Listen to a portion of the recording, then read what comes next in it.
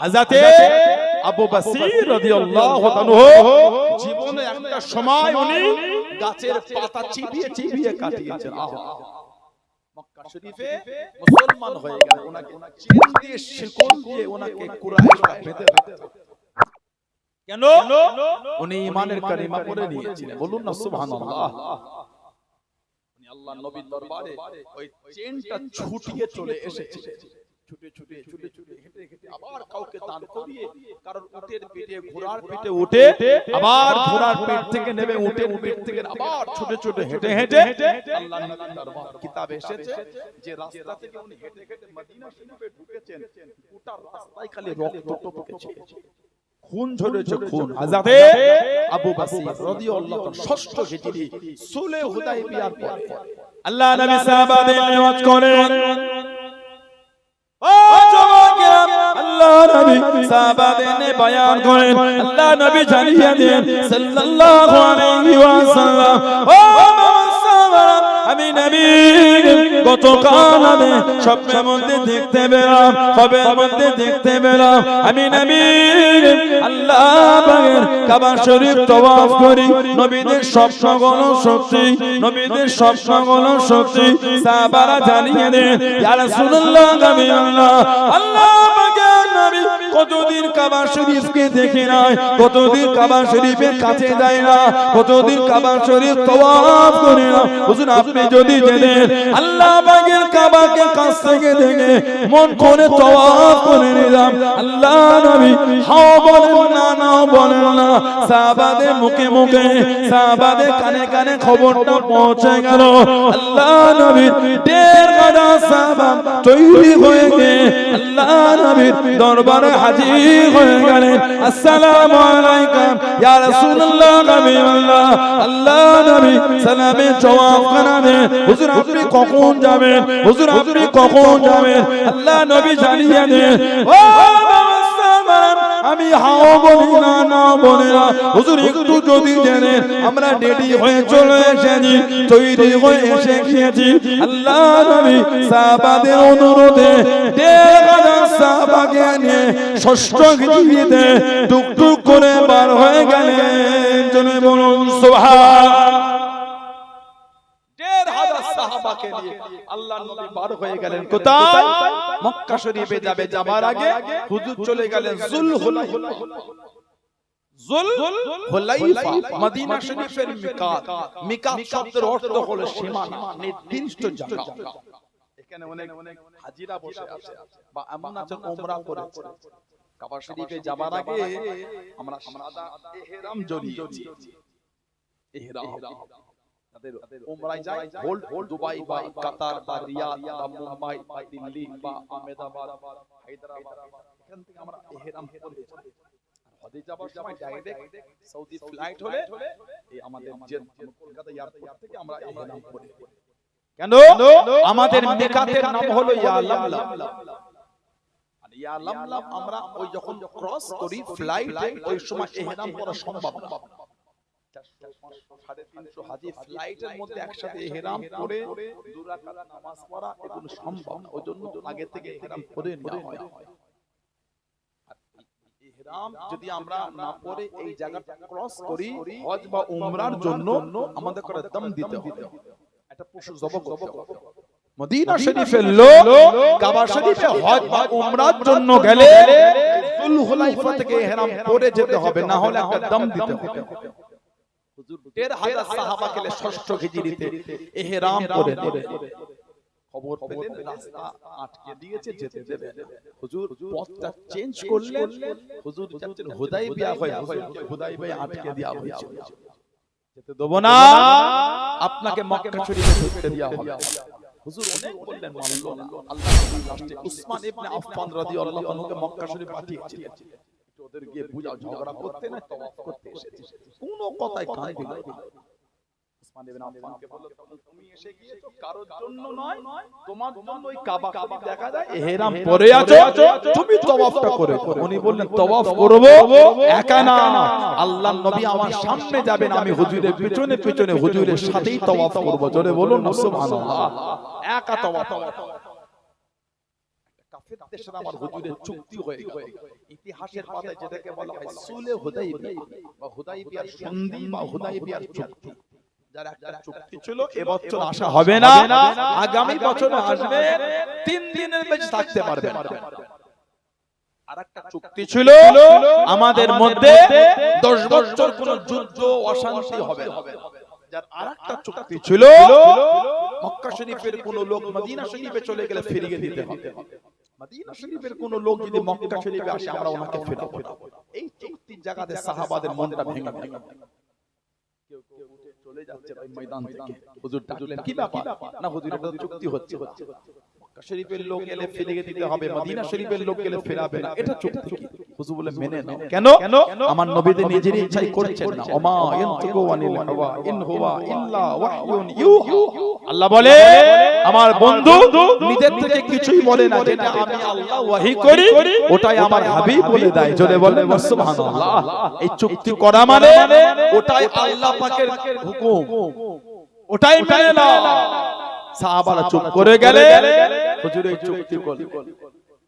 এই কদিন আগে ওই পার্টির একটা নেতা বললো না কোরআন শরীফে আছে অমুসলিমদের যেখানে হত্যা করো, বলেন না সুলে হুদাইবিয়া চুক্তির পরে এই চুক্তি ভঙ্গ করেছিল বলে ওই আয়াত নাযিল হয়েছিল। উনি আয়াতের বিকৃত করেছেন, উনি আয়াতের এটা বিকৃত করেছেন। এর জন্য আমার মনে হয় উনি নিজেও লজ্জিত। এই সমস্ত নেতারা কাজ কাম করে না, জনগণ উগ্র না করলে ভোট পাবে না। আসামের মুখ্যমন্ত্রী আজকে মুসলিমদের ছবি নিয়ে তাদের গুলি করে মারছে। একটা রাজ্যের নির্বাচিত মুখ্যমন্ত্রীর এত অভদ্র হওয়াটা উচিত। আপনি শুধু ওই দলের মুখ্যমন্ত্রী না, আপনি ওই রাজ্যের সমস্ত জাতি ধর্ম বর্ণ নির্বিশেষে সবার মুখ্যমন্ত্রী। যখন আপনি মুখ্যমন্ত্রী হন বিশেষ ওই পার্টির আপনি নেতা ছিলেন, তখন দায়িত্ব পেয়েছেন ওই পার্টি না, আপনি সবার মুখ্যমন্ত্রী। ঠিক না ভুল বলছি? তাহলে আপনার চরিত্রটা তো নোংরা হতে হয়। কদিন আগে বললেন মিয়া মুসলিমদের অত্যাচার করো, 10 টাকা ভাড়া হলে 4 টাকা দাও। কি ভাবছেন আপনি আমাদের অর্থনৈতিক দিকে কমজোর করে ভাবছেন আপনাদের শরণাপন্ন হব আমরা? মুসলিমের ইতিহাস আপনি জানেন, ইসলামের ইতিহাস পড়ে নেবেন, জ্ঞান হারিয়ে যাবে আপনার। আমরা আমাদের পেটে পাথর পেতে জীবন কাটন রাজি আছি, ঈমানের জায়গায় আমরা কোনো কনসিডার করতে রাজি আছি। বলুন সুবহানাল্লাহ, বলেন ইনশাআল্লাহ। এগুলো আমরা সাহাবাদের জীবন থেকে শিখে নিয়েছি, এগুলি আমরা আমার হুজুরের জীবন থেকে আমরা শিখেছি। আল্লাহ নবী খন্দকের জমিনে হুজুর নিজে পেটে দুটো পাথর বেঁধেছে, সাহাবারা একটা করে পাথর বেঁধে হুজুরকে দেখাচ্ছে, হুজুর নিজে দেখাচ্ছে তোমরা একটা বেঁধো, আমি খোদার কষ্টে দুটো বেঁধেছি। আহা, বলেন না সুবহানাল্লাহ। ওনারা আমাদের অর্থনৈতিক দিকে কমজোর করে ভেবেছে আমরা ওদের শরণাপন্ন। মাথা কাটা 3 বেলা নাই 6 বেলা শুকিয়ে কাটিয়ে দেব, ঈমানের জায়গায় কোনো কনসিডার হবে না। हम अपने गर्दन को कटा सकता है इंशाअल्लाह, ईमान का सौदा हम कभी नहीं करेंगे। जोरे बोलो কি পাগল কেছে ওই মুসলমানদের অতিষ্ঠ করে চলে, ওরা জানে না অমাকরু অমাকরুল্লাহ আল্লাহু খায়রুল মাকিরিন। যতই কৌশল করেন না, যতই ফন্দি করেন, উত্তম কৌশলকারী কিন্তু আমার আল্লাহ, ওটা মনে রাখবেন। জয় করে ফিনিশিং কিন্তু দরবারে ইলাহি থেকে হবে। যাই করো ফিনিশিং দরবারে ইলাহি থেকে হবে। ওই এফএস-10 ফাইল গোটা পৃথিবীর আর মাথা কাজ করছে। তাদের ভদ্র নম্র সভ্য ভেবেছিলাম আমরা। এফএস-10 ফাইল এখনো সব প্রকাশ হয়নি। আপনি বলেন ধর্ষণ করা, এফএস-10 ফাইলের ধর্ষণটা কোনো নরমাল ব্যাপার, কোনো ব্যাপার না। বর্তমান পৃথিবীতে ধর্ষণ, জিনা, রেপ এটা একটা নরমাল জায়গায় পৌঁছে গেছে। এফএস-10 ফাইলের একটা তথ্য যদি আপনি দেখেন পাগল হয়ে যাবেন। 50,000 পৃষ্ঠা না কত হাজার পৃষ্ঠা হবে, ভাইরাল হয়েছে বলছে 50 যে 19 লক্ষ না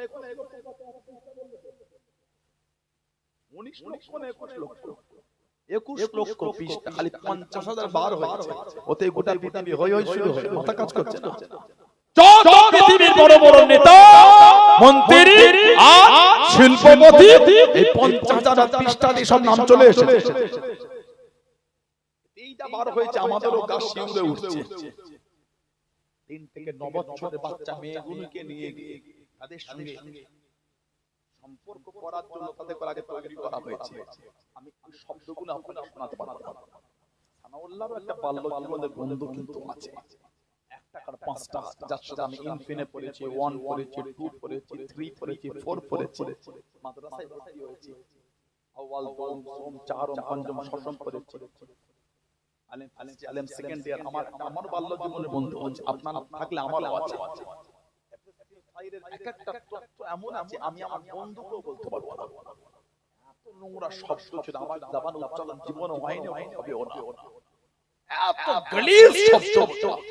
3 থেকে 9 বছরের মেয়েগুলোকে নিয়ে গিয়ে রেপ করেছে। শুধু রেপ না, এই গলা থেকে নাভি পর্যন্ত পুরো চিড়ে ফেলেছে। ভেতর থেকে নাড়ি ভুঁড়ি কলিজা সব বার করে ওগুলোকে পুড়িয়ে রান্না করে খেয়েছে। বাচ্চাদের শরীরের গোশতগুলোকে কেটে কেটে পুড়িয়ে ওরা খেয়েছে। আহা, ওইজন্যই বলি এই গাজা, প্যালেস্টাইন, এখানে এত মানুষকে হত্যা শহীদ করছে, বাচ্চাগুলোকে শহীদ, গোটা পৃথিবীর জাতি ধর্ম বর্ণ নির্বিশেষে আন্দোলন যখন গোল হয়ে রাস্তায় নেমে আন্দোলন করছে, ওদের কিছু হচ্ছে না কেন? ওদের হবে কি? ওরা মানুষকে অভ্যস্ত, ওরা তো মানুষকে অভ্যস্ত, ওদের তো মায়া হবে না। ইসরায়েলের মন্ত্রী ডোনাল্ড ট্রাম্প, ওদের তো কষ্ট হবে না কেন? ওরা তো আগে থেকে মানুষকে অভ্যস্ত, ওদের আবার মানুষের জন্য মায়া হয় কি?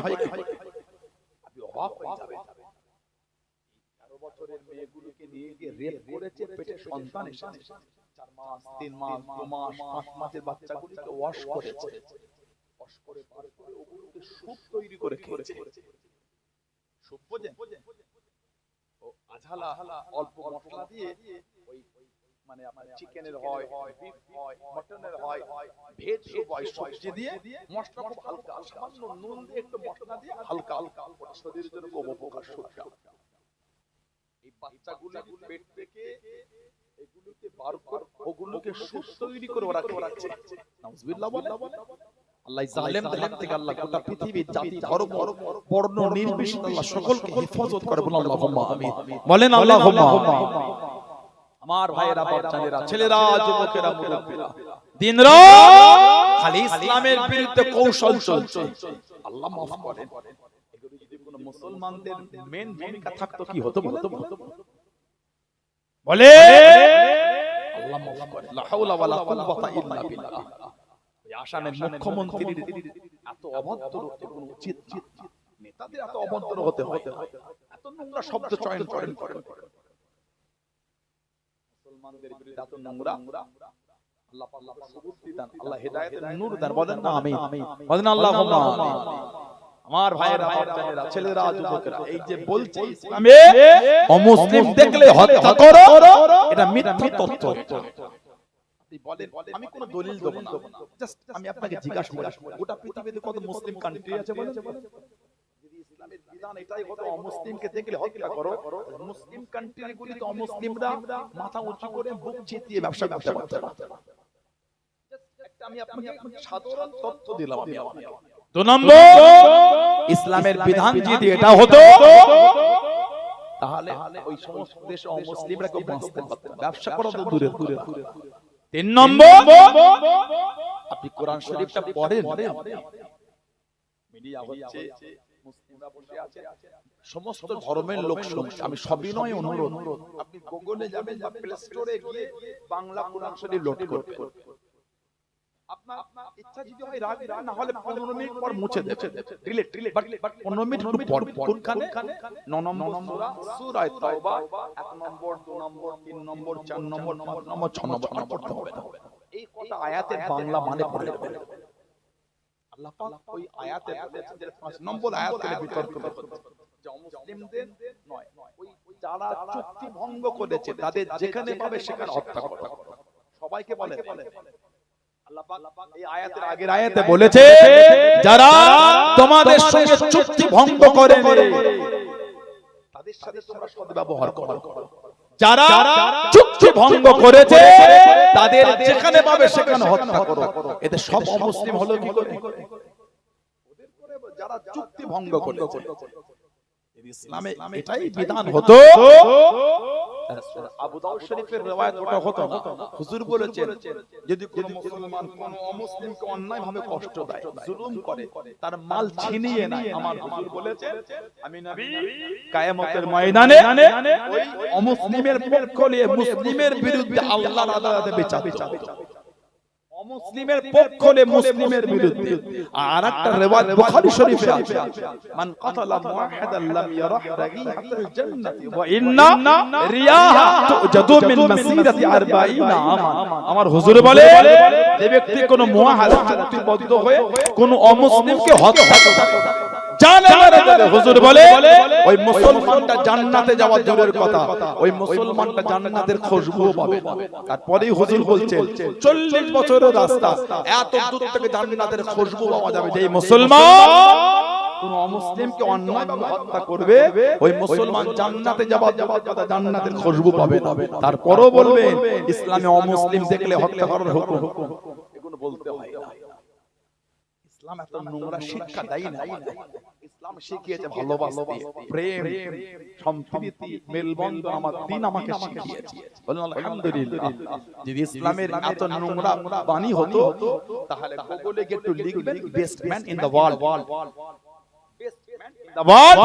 গুগলে কি লিখবে, এক নম্বরে জানার নামটা আসবে, উনি হলেন নবী মুহাম্মদ রাসূলুল্লাহ সাল্লাল্লাহু আলাইহি ওয়াসাল্লাম। জোরে বলুন সুবহানাল্লাহ। হুজুরের আদর্শ যদি নোংরা হতো, পৃথিবীর গোটা পৃথিবীর মানচিত্রে সর্বযুগের সর্বশ্রেষ্ঠ মানুষ আমার নবী হতেন। আজো গুগলে এক নম্বরে জানার নাম আছে, উনি হলেন আমাদের নবী। বলুন আলহামদুলিল্লাহ। হুদাইবিয়া চুক্তির মধ্যে একটা চুক্তি ছিল 10 বছর যুদ্ধ হবে না। কয়েক বছর যেতে না যেতে কুরাইশ মুসলমানদের উপর আক্রমণ করলো। তারপরে আল্লাহ নবম হিজরিতে এই সূরা তাওবা নাযিল করে বললেন যারা চুক্তি ভঙ্গ করেছে ওদের যেখানে পাবেন সেখানে হত্যা করবেন, সবাইকে। একটা চুক্তি মক্কা শরীফ থেকে কেউ চলে গেলে ফিরাতে হবে। হযরত আবু বকর চুক্তি করে বার হয়ে গেলেন। আমার নবী বাবারা মায়েরা বোনেরা, আল্লাহ নবী নববী শরীফে ওয়াজ করেন। হযরত আবু বকর রাদিয়াল্লাহু তাআলা আনহু কাঁদতে কাঁদতে চলে গেলেন। আল্লাহ নবী কাছে দেখে দাঁড়িয়ে গেলেন। আসসালামু আলাইকুম ইয়া রাসূলুল্লাহ, হাবিবাল্লাহ। আল্লাহ নবী সালামের জবাব করে দেন, আল্লাহ নবী সালামের উত্তর করে দেন, ইয়া রাসূলুল্লাহ, হাবিবাল্লাহ। আল্লাহ সাল্লাল্লাহু আলাইহি ওয়াসাল্লাম, আমি আবু বকর মক্কা শরীফ থেকে চলে এসেছি, মক্কা শরীফ থেকে ফিরে এসেছি। আমি আর মক্কা শরীফে যাব না, আমি আর মক্কা শরীফে ফিরবো না। হুজুরিরা আমাকে বন্টা মানে চেন দিয়ে বেঁধে রাখে, শিকল দিয়ে বেঁধে রাখে। হুজুর আমি মুসলমান হয়ে গিয়েছি। আল্লাহ নবী নূরের চক্ষু থেকে টপ টপ করে পানিটা গড়িয়ে গড়িয়ে চলে যায়। হযরত আবু বকর কাঁদে, আল্লাহ নবীও কাঁদে। ও যুবক, দুজন কুরাইশ দাঁড়িয়ে গেল। ও হযরত মুহাম্মদ সাল্লাল্লাহু আলাইহি ওয়াসাল্লাম, আপনি যে ওয়াদা করে দেন, আপনি যে জবান খানা দিয়ে দেন, মক্কা শরীফে কেউ চলে এলে আপনি তাকে ফিরিয়ে দেবেন, আপনি তাকে পাঠিয়ে দেবেন। আবু বকর আমাদের মক্কা শরীফ থেকে চলে এসেছেন, আপনি তাকে আমাদের কাছে পাঠিয়ে দেন, আপনি তাকে আমাদের কাছে ফিরিয়ে দেন। হযরত আবু বকর কাঁদে, ইয়া রাসূলুল্লাহ, হাবিবাল্লাহ। আল্লাহ আমাকে নবী, হুজুর আমি আজ যাব না হুজুর। এরা আমাকে বন্টা মানে চেন দিয়ে বেঁধে রাখে, শিকল দিয়ে বেঁধে রাখে, আমাকে বন্টা কষ্ট দেয়। সব রেখে চলে এসেছি, আমি আর মক্কা শরীফে যাব না। আল্লাহ নবী নূরের চক্ষু থেকে টপ টপ করে পানিটা গড়িয়ে গড়িয়ে চলে যায়। আল্লাহ নবী চোখ জোড়া পানিতে জানিয়ে দেন, ও বাবা আবু বকর চলে যাও, চলে যাও। আমি নবী তোমায় জায়গা দিতে পারবো না, আমি নবী তোমার দরবারে রাখতে পারবো না। আমার কাছ থেকে তুমি চলে যাও। আমি এদের ওয়াদা করেছি, আমি এদের জবান খানা দিয়েছি। ইয়া রাসূলুল্লাহ, হাবিবাল্লাহ। হুজুর আপনি আমাকে পাঠাবেন না, হুজুর আপনি আমাকে ফিরাবেন না, সব রেখে চলে এসেছি আপনার কাছে থাকবো বলে, আপনার দরবারে থাকবো বলে। আল্লাহ নবী নূরের চক্ষু থেকে টপ টপ করে পানি গড়িয়ে গড়িয়ে চলে যায়। ও চলে যাও, চলে যাও, আমি নবী তোমার জায়গা দিতে পারবো না, আমি নবী তোমায় রাখতে পারবো না। ইয়া রাসূলুল্লাহ, হাবিবাল্লাহ, হুজুর বিয়াদি মাফ করুন, যাব বলে আসি না হুজুর, থাকবো বলে এসেছি হুজুর, হুজুর আপনি আমাকে ফিরাবেন না, হুজুর আপনি আমাকে পাঠাবেন না। আল্লাহ নবী জানিয়ে দেন, ও চলে যাও, চলে যাও, আমি নবী তোমার জায়গা দিতে পারবো না, আমি নবী যে ওদের সাথে ওয়াদা করেছি, তুমি আমার দরবার থেকে চলে যাও। কাঁদতে কাঁদতে চলে যায়, কিছুটা দূরে গিয়ে আবার দাঁড়িয়ে দাঁড়িয়ে আল্লাহ নবী নূরের চক্ষু থেকে তাকিয়ে তাকিয়ে চঞ্চল করে কাঁদে, হুজুর আমাকে পাঠাবেন না, হুজুর আমাকে ফিরাবেন না। আল্লাহ নবী চোখ পানা বানিয়ে দাঁড়িয়ে দিয়ে, ও বাবা মুবাশশির, চলে যাও, চলে যাও, আমি নবী জানিয়ে দিলাম একদিন তুমি আমার দাওয়াত খানা পাবে। জনে বলুন সুবহান, আর একটু জনে বলুন সুবহান। সবে হুজুরের দরবারে এসে দাঁড়িয়েছে, এত কষ্ট করে এসেছে।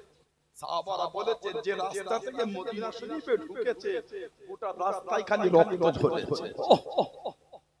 ভালোবাসা নিয়ে আশা নিয়ে এসেছে, সব কষ্ট এত দুঃখ থেকে এবার একটু নিরাপদ পাবো, আমি হুজুরের কাছে থাকবো। খালি হুজুরের দরবারে এসেছে, কুরাইশ হুজুর বলে আপনি কিন্তু ওয়াদা করেছেন, হুজুর বলতে চলে যাও। খালি হুজুরের দরবারে এলো, আল্লাহ নবী বলে আমার কাছ থেকে তুমি চলে যাও। কত ভালোবাসা নিয়ে এসেছে বলেন, থাকবো বলে। হুজুর বলছে হবে না, হুজুর আমি সব ছেড়ে এসেছি, হুজুর থাকবো। নবী বলে চলে যাও। কিছুটা দূরে গিয়ে আবার তাকিয়ে হুজুর বলে কেঁদো না আবু বসির, যাও, আমি নবী বলছি একদিন আমার দাওয়াত তুমি পাবে। সুবহানাল্লাহ বললেন। বেশ কিছুটা গিয়ে হাঁপিয়ে গেছে, তিনজন বসে বসে রেস্ট নিচ্ছে। দুজন কাফের বলছে আবু বসির, যেই নবীকে ভালোবেসে এত কষ্ট করে এলে, সেই নবীও তোমার জায়গা দিল না। কাঞ্চন বলছে এই কাফের, হুজুরের উপর যা ভালোবাসা ছিল আমার ওই ভালোবাসাটা আরো বেড়ে গেল। কেন? আল্লাহ নবী আমার এত কষ্ট দেখলো, হুজুর কিন্তু হুজুরের ওয়াদা ভঙ্গ করে। এত কষ্ট দিছিস, আমার শরীর ফেটে রক্ত ঝরেছে, এত কষ্ট হুজুর সব দেখেছে, কিন্তু হুজুর ওয়াদার জায়গায় মজবুত আছে। কেন? আল্লাহ নবী তোদের জবান দিয়েছে, নবী পারলে আমাকে আটকে রাখতে পারতেন, কিন্তু হুজুরের ওয়াদা ভঙ্গ হুজুর করে। দুজন ব্যাগ থেকে খাজুর করে খাচ্ছে। আবু বসির রাদিয়াল্লাহু আনহু বললেন তোমাদের তলোয়ারটা কত সুন্দর, দেবে একটু দেখবো। ওরা সাদা মানে তলোয়ার দিয়েছে, হুজুর তলোয়ার দেখতে দেখতে দুজনের মধ্যে একজনকে জাহান্নামে পাঠিয়ে দিয়েছে, আর একজন ওখান থেকে পার হয়েছে। হযরত আবু বসির রাদিয়াল্লাহু আনহু উঠে দাঁড়িয়ে গেলেন, মক্কা শরীফে গেলেন না, মদিনা শরীফের দিকে তাকিয়ে তাকিয়ে কাঁদছে। কেন? আমি যদি আবার মদিনা শরীফে যাই, হুজুর তো আমাকে আবার ফিরিয়ে দিবে, হুজুরের ওয়াদা ভঙ্গ করবে না। উনি মদিনা শরীফে গেলেন না, রাস্তায় একটা জঙ্গল থেকে উনি রয়ে গেলেন। এই খবরটা ছড়িয়ে গেল মক্কা শরীফে, কেউ মুসলমান হলে আর মদিনা শরীফে যাচ্ছে না, এবার ওনার কাছে এসে জড়ো করছে। কেন? হুজুরের কাছে গেলে হুজুর তো ফিরিয়ে দেবেন। সময় শেষ হয়ে গেল, হুজুরের দরবারে যাব। ওনার কাছে সাহাবাদের দল এসে এসে 300 জন সাহাবার একটা কাফেলা তৈরি হয়ে গেল। 300 জন গাছের পাতা ছিঁড়ে ছিঁড়ে খেতে, আহা গাছে পাতা ছিঁড়ে ছিঁড়ে খেতে, সারাদিন জঙ্গলের মধ্যে থাকতে, আর রাত হলে উনি টুক করে ওই পাহাড়ের চূড়ায় উঠে যেতেন, উঠে মদিনা শরীফের দিকে তাকিয়ে তাকিয়ে কাঁদতেন, বলতেন আল্লাহ এখনো কি সময় হলো না আপনার হাবিবের পয়গামটা আমার কাছে আসা। আবার সকাল হলে নেমে আসতেন, আবার রাত হলে উঠে যেতেন, সারা রাত মদিনা শরীফের দিকে তাকিয়ে কাঁদতেন, বলতেন আল্লাহ এখনো কি সময় হলো না আপনার হাবিবের আমার কাছে পয়গাম আসা। আবার উনি সবার আগে নেমে আসতেন, আবার রাত হলে উঠে যেতেন, দিনের বেলা পাতা চিবিয়ে চিবিয়ে খেতেন। এই করে করে জীবন কাটতে কাটতে অসুস্থ হয়ে গেলেন, বিমার। বিছান শয্যাশয়ী হয়ে গেলেন। সাহাবারা বলতেন, আবু বসির তুমি যে বললে আল্লাহ নবী দাওয়াত আসবে, উনি বললেন হুজুর যখন বলেছে দাওয়াত আমার কাছে আসবেই আসবে। বলেন না সুবহানাল্লাহ। আল্লাহ রাসূল যখন বলেছে এই কথা মিথ্যা হবে না। বিছান শয্যাশয়ী আমাদের নবী সাল্লাল্লাহু আলাইহি ওয়াসাল্লাম ওনার কাছে পয়গাম পাঠিয়ে যাও আমার আবু বসিরকে বলো সেজন্য আমার দরবারে চলে আসে।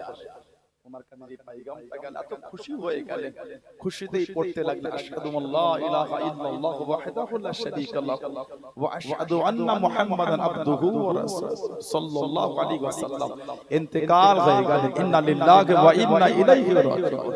সেই সাহাবাদের মহব্বতটা দেখে, সেই সাহাবাদের ভালোবাসা, এত কষ্ট হয়েছে ইমানের জায়গা থেকে কিন্তু সরাতে পারছে না, এত দুঃখ ইমানের জায়গা থেকে কিন্তু অটুট ছিলেন। সুবহানাল্লাহ।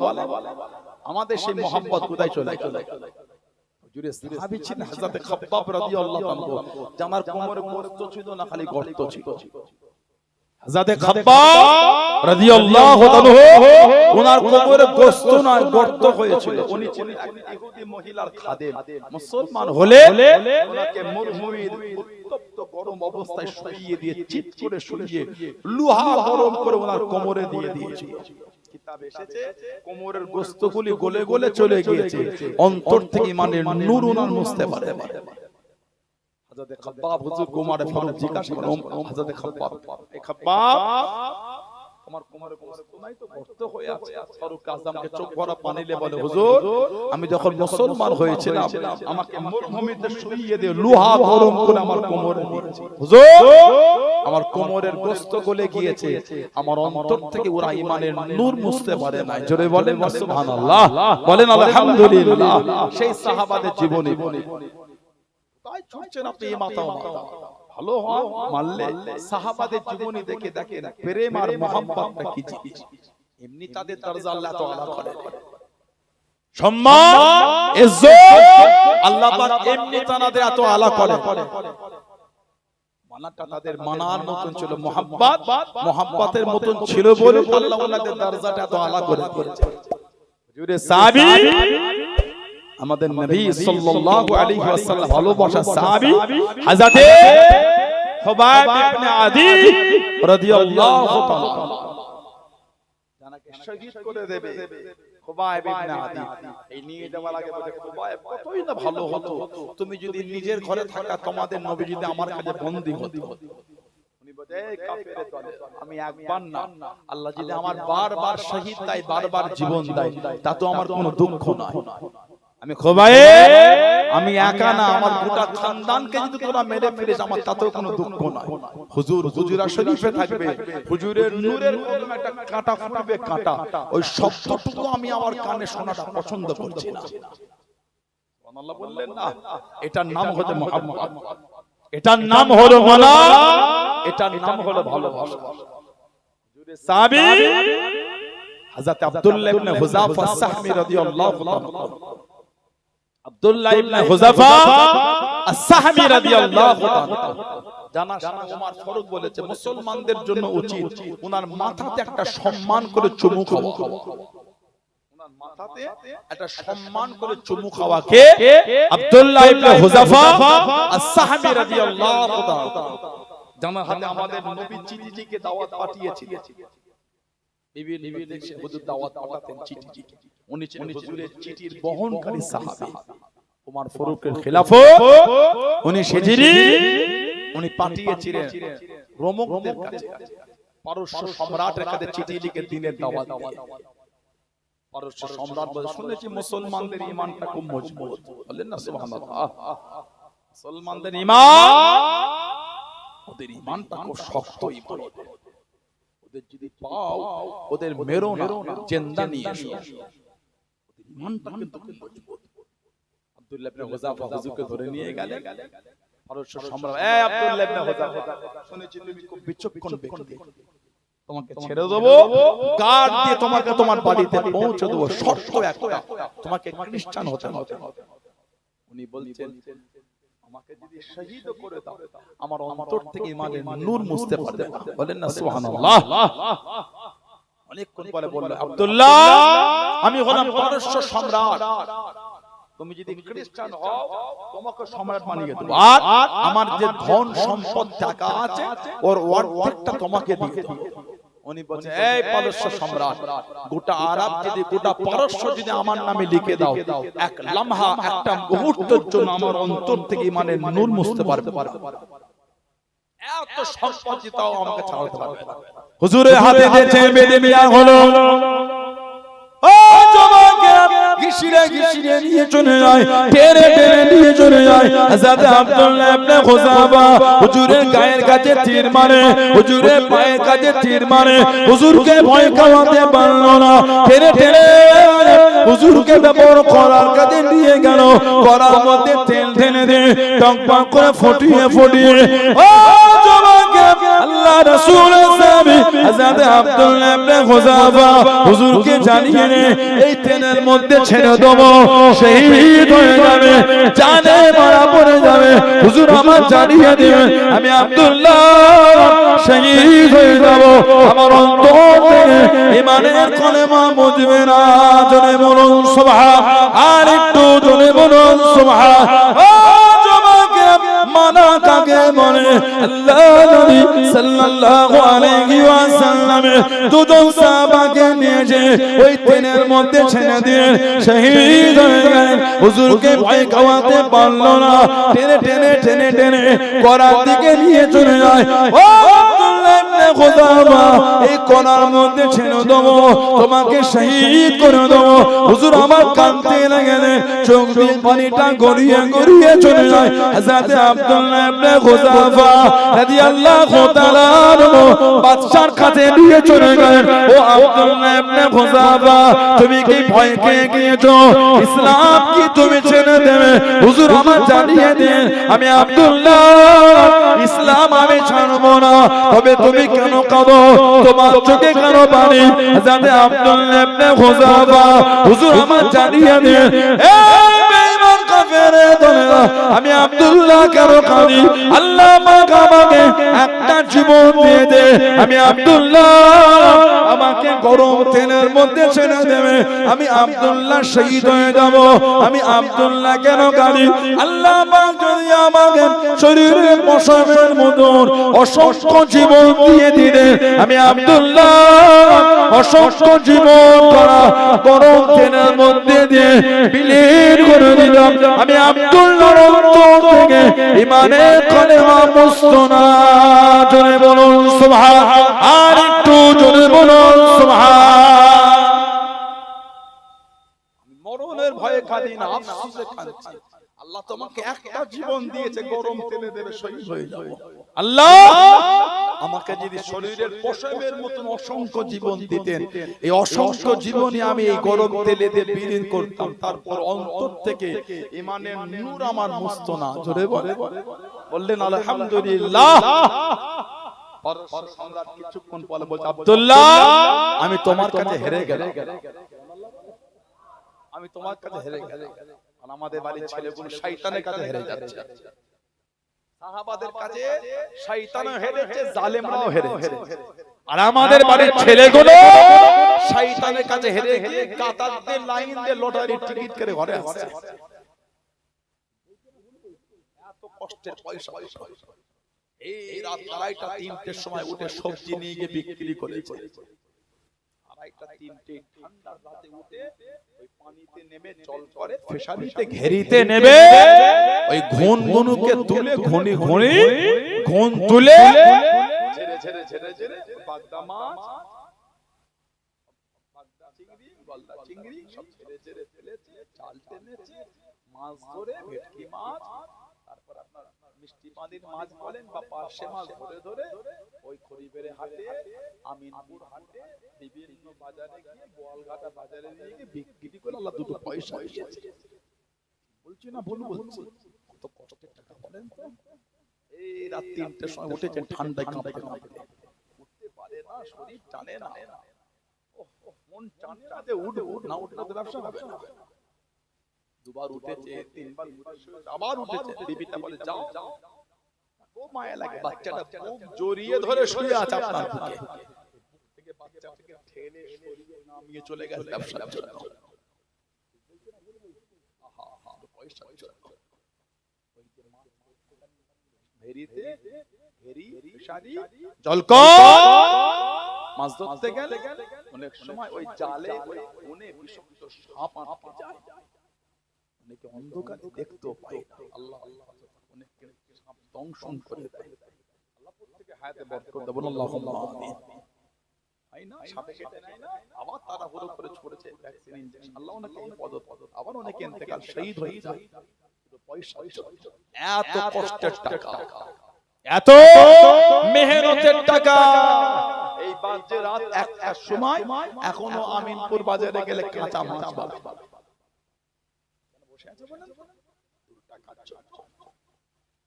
ঘরে যাইনি, ভাত খাইনি, ঘরে সব খাওয়া দাওয়া করে ঘুমিয়ে সাজিয়ে ওই আর কাটা না কি বলে, আর কাটা কি বলে,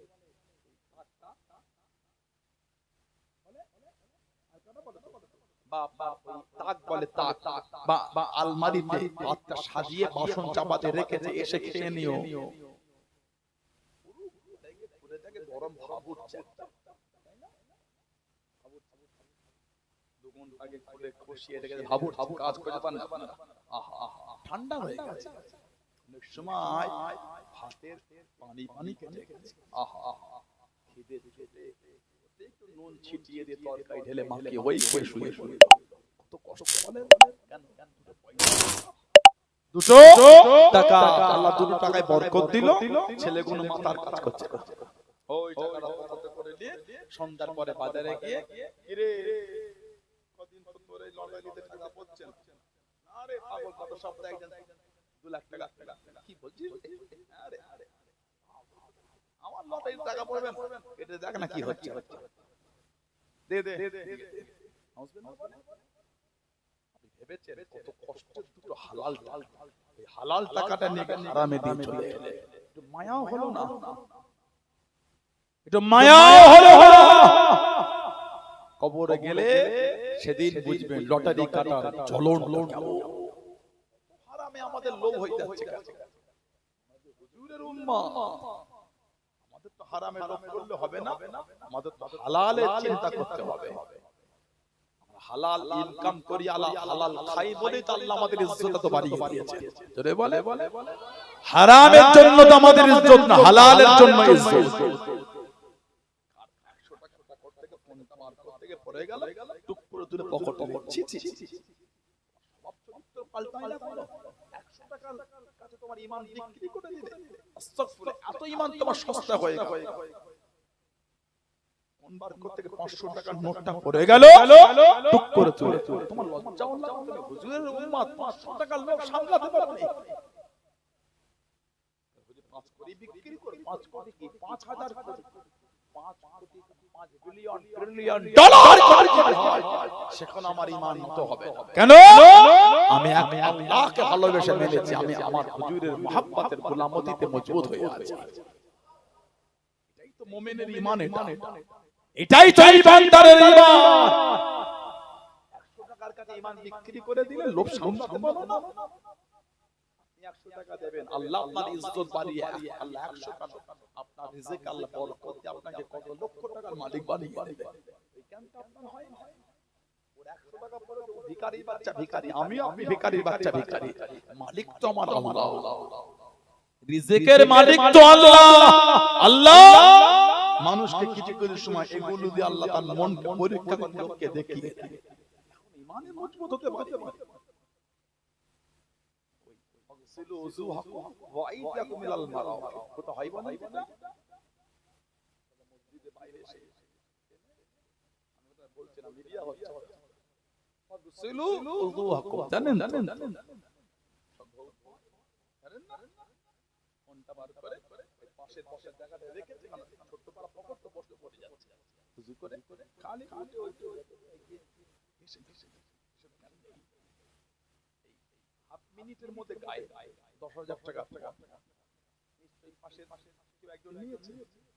মসজিদে এসে তোমার চরিত্র পাল্টাতে পারো, নামাজে এলে স্বভাব বদলাতে পারলে না, তুমি আল্লাহর দরবারে কবুল হবে কি করে?